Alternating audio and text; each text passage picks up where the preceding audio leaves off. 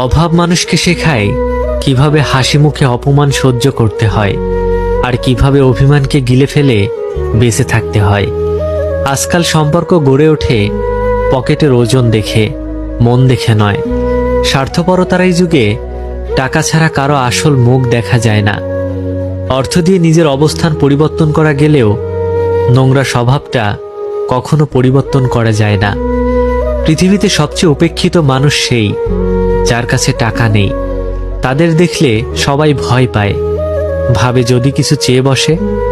অন্যের কাছে যা আছে তা নিয়ে স্বপ্ন দেখার নাম সুখ নয়, বরং নিজের যা আছে তা নিয়ে সন্তুষ্ট থাকার নামই সুখ। অবহেলা পেতে পেতে মানুষ একসময় বুঝে যায় যে কারো চোখে নিজেকে ছোট করার চাইতে সম্মান নিয়ে দূরে থাকা ভালো। মানুষকে বিশ্বাস করে দেখেছি, আর ততবারই ঠকেছি। মানুষকে ঠকানো সহজ, কিন্তু ঠকিয়ে যা পাবেন তা হজম করা কঠিন। ধাক্কা খেলে একটা জিনিস ভালোই শেখা যায়, কার সাথে জুড়ে থাকতে হয় আর কার থেকে দূরে।